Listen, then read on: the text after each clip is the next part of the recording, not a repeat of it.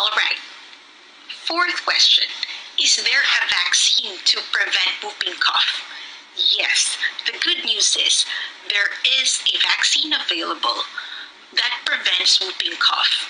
It is known as the DTaP vaccine, which contains diphtheria, tetanus, and acellular pertussis. This is routinely given in infants and children. It is included in the childhood immunization schedule as recommended by the Philippine Pediatric Society, Pediatric Infectious Disease Society of the Philippines, as well as the American Academy of Pediatrics.